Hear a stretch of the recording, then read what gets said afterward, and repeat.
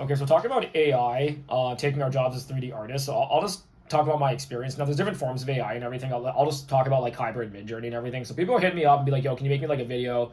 If they have a really small budget, I'll be like, "Okay, I can offer like a really like budget 2D solution, or I can offer like a template software borderline, but it's cheap. Or I can offer you like AI." So like I had one client talking to me recently. So I explained the cons of AI. I'm like, "Listen, like you'll get some like cool moving images and everything, but like there's gonna be a lot of glitches on their faces and fingers and."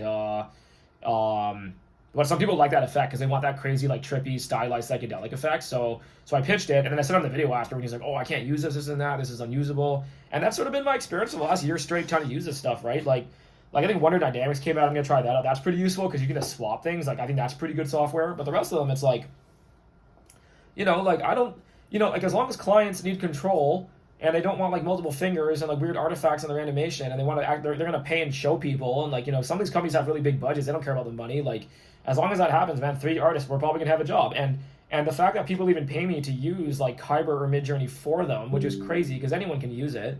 That's still nuts to me, but it also just goes to show you that not everybody wants to sit in Adobe Premiere with Kyber open, prompting for hours, trying to get it to work, buying credits, and then editing it after. Which we don't have like an audit. Well, like maybe this kind of automatic editing software, but you still need control, right?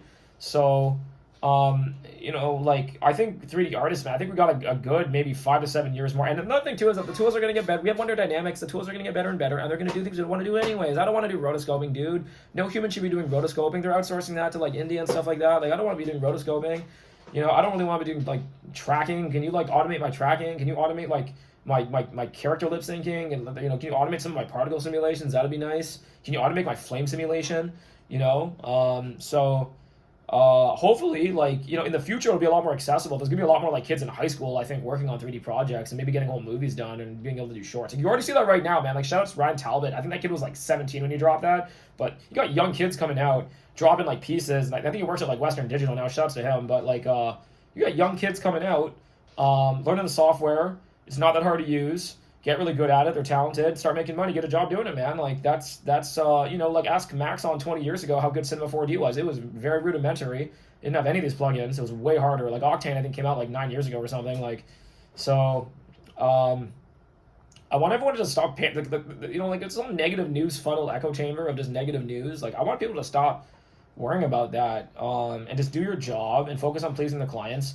And if some AI stuff comes out, learn the software, and then we'll see what happens. And it just, it's like I'm a millennial, man. It reminds me of like the 2000 the Y2K crisis. They thought like, the calendar was going to destroy the world and shut down all the servers and everything like that. That was like man, they're probably making a killing on ad revenue running that story all year long, right? So let's just like be a little more optimistic about this type of stuff. And like everyone in the comments might hate on me being like, "Oh, AI's gonna take your job." Man, if AI takes my job, do you know how many other people are gonna get automated? I think lawyers are gonna get automated out, accountants are gonna get automated out, software engineers. There's already a layoff in tech recession right now. Like we're all, if that gets automated, we're all gonna get automated out, and then we're gonna be on UBI, or I'm gonna have to go get some like physical job. I was asking my friend if I get automated out, what am I gonna do next? I'm gonna go work in some organic type of venue. I would maybe go work in the nightclub industry again. I don't know, like just some real life service where you're actually there in person, so I'm not on a computer every day working remote. Like, like I wouldn't mind that. That sounds like a nice change as I get older, so let's just like stop all the panic and fear and be a little more optimistic, guys. YouTube 2x speed talking at default. Thanks, guys.